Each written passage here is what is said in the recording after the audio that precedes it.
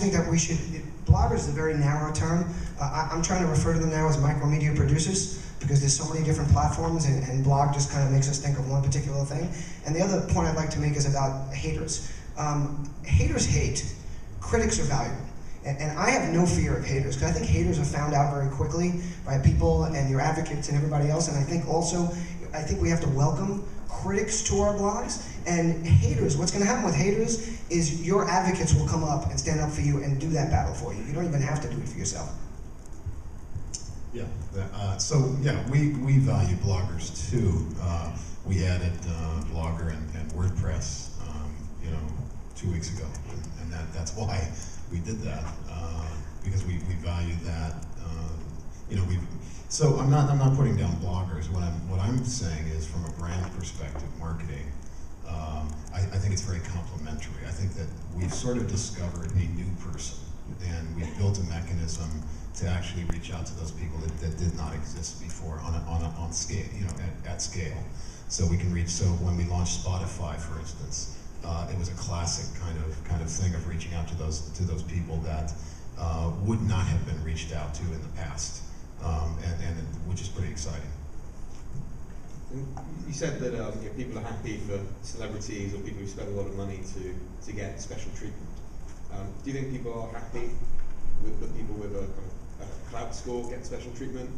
Is that going to upset people, or is it's just becoming established enough? I wanted to just comment on that. So the frequent flyer thing is fascinating to us. We want to layer on or integrate, and we are doing that with most major loyalty programs at the moment. Probably the ones that you belong to, an influence component. So yes, you are rewarded because you bought so much. We think you should be rewarded as maybe a multiplier or some kind of mechanism that also rewards your influence. So in a sense, Klout is really the triumph of the social media people, right? But this is actually the challenge, because it's very hard to know. I mean, if someone is influential about a certain topic, how do you know that person would actually be influential or not for the airline industry as well? I do agree that there are multiple layers of influence. You cannot just say, okay, this guy has a 1 million mile, if we take the example of the airline industry, okay, he's important as a customer. So maybe then you have other that I call that the dark matter, because these are people we have a hard time knowing they are influential, because if you keep, let's just take Twitter, if you keep tweeting about a certain topic, it's pretty obvious that Klout would actually make you out and say, okay, you are the major influencer for Nike about these college. Yeah, which example is it? Cookies. Yeah, why not? Yeah, I love those actually.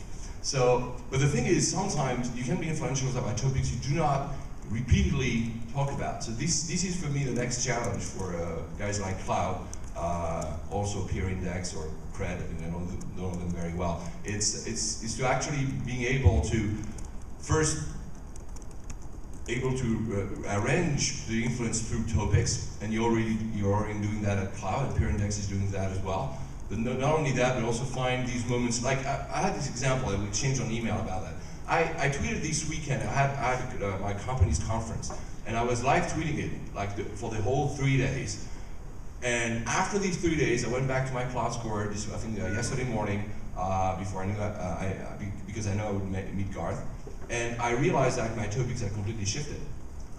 Because obviously, suddenly my talks were about the topics, especially for these conferences.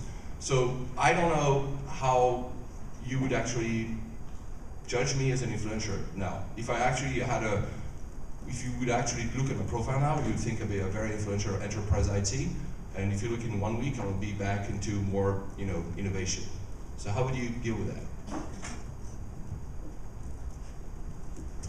So it'll settle in over time, is what will happen. And people say, well, why am I influential about sardines? I don't understand that. And so we don't surface all of the topical. We have a tremendous amount of topical information, and it's primarily based on your ability to message something out, Facebook, Twitter, all the platforms that we measure, and make people take action. So if you do, so the loud people on Twitter are actually penalized in Klout. right? If there's a lot of tweeting, and I'm just using Twitter as an example, and no reaction, that actually hurts you, which it should, right? So we're very focused on actions, and primarily your ability to drive those actions. And actions, and Twitter, are retweets, right? So, and all of these platforms have actions, and we see those conversations. And then there's a lot of subtle things, like when I tweet at you, am I in the same time zone as you are when I'm tweeting? And so we're primarily there looking at levels of engagement and things like that. But in answer to your question, which is a one we get all the time, is it will settle out over time, and you'll surface the things that you're truly influential about. And even in the sardine example, you are actually influential about sardines for a short period of time. We know it, but you might not know it. First of all, I want to say something. I think I speak for all of us here. We're not Klout bashers. I think all of us use Klout. We admire what they're trying to do and what they've done. We just have certain issues or questions and things we want to address. You know, so no, absolutely. And we're all obsessed with measurement, okay? But measurement, and the problem here is, number one, is the transparency of the model. Obviously, none of us have a clue. You know, we don't know why our Klout score really goes up or down. That takes away the control from us, and we all love to be in control. So that gets us all a little bit crazy. All of a sudden, the big drop recently where they changed our algorithm, who cares? It's a curve, everybody dropped them. And what's really the difference? You know, I think people are getting a little bit too obsessed with this. But then again, we look at it, we look at baseball players and we judge them on their average. But what would you prefer to have, a guy with a high average or a guy that always hits in the clutch? So it's very difficult to measure that. And that's when companies and individuals and all of us have to get into a little bit more of a granular level on what's important to us and who are the people that we can build relationships with. Because when we have a relationship with them, then we can really talk to them directly and know more about them, what they can do and how they can affect others. So I very much appreciate you saying that. What has happened with Klout is that it's become very personal because we are showing and revealing a lot about you that it was not, in fact, was impossible to see before. So we found recently, last couple of weeks especially, it's a very personal thing, and we take that very seriously. We take topics very seriously. For instance, we have 8 PhDs working on measurement for the last 3 years, trying to figure out how to measure those platforms. On the clutch hitter, we would have scored them very high on clutch hitting, right? So it actually would make sense to us, the clutch hitter.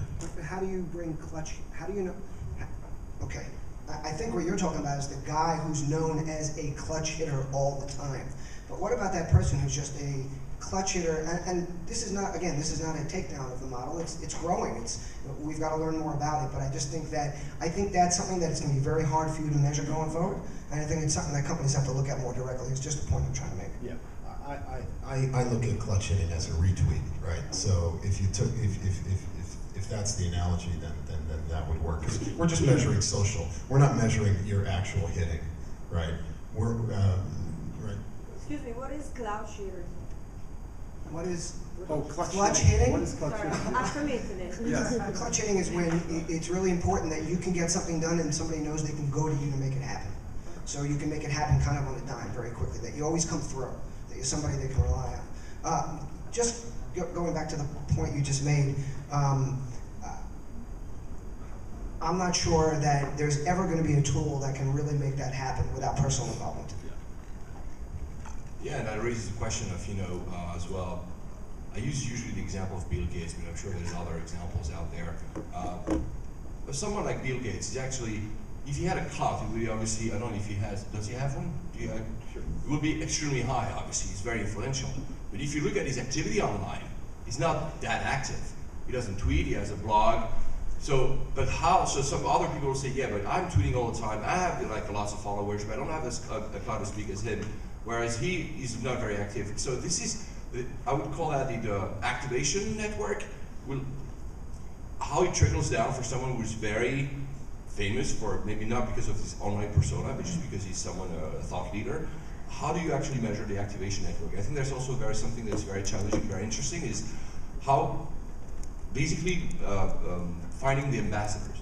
Who are the guys who make those guys very influential online? Who are the guys who not only keep talking about them, but are basically the army of advocates? This is also something that brands could leverage out upon. Again, that's something that, what you're really talking about is something that I can't see how they can ever measure, because it's really, how do you measure what somebody does? Just because somebody tweets something out and doesn't get a lot of retweets, doesn't mean he's not getting actions from what they're saying.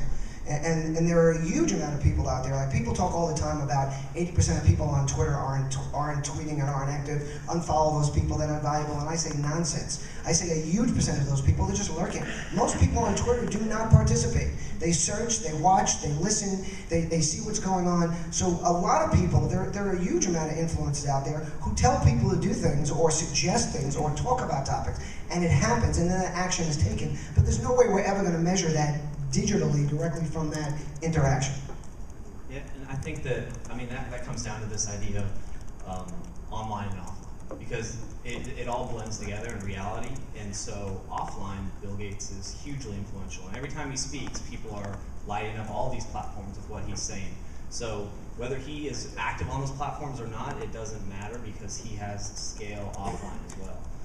And I think that point about, how do you measure influence? I think Klout and these tools are going to be increasingly important to augment that data that you have to understand who is the people that you should be talking to and interacting with, but it really just augments it. What about the people that, influence changes overnight in this world. It can be someone yesterday that was a nobody and tomorrow is the most influential person for your brand, but if you're not listening to what they're talking about, then you're not going to catch that. So it's critical that we have these tools and we continue to refine them, and we have people like Klout that are on the bleeding edge of that, and we know that they're figuring something out because there's a lot of controversy and people reacting to it. So. Well, bleeding is the right word. So we're very interested in that offline world. When we added LinkedIn, it was a step in that direction because there are not a lot of actions in that network. They're socializing it a bit, but essentially we are measuring things that basically are not actions. Things like titles. And how strong is your network in LinkedIn, and how are those people connected? So we're very interested in measuring that offline world as well as social world. But right now it's really social. We're not everything. We're not measuring that essentially that clutch hitter situation. That's still very difficult to do. So just to move away a bit from the kind of personal reputation thing and back to business reputation, can businesses just have their Klout score? Do they need to do a much wider measurement of sentiment? Is that accurate? How can companies really understand what their social reputation is, and how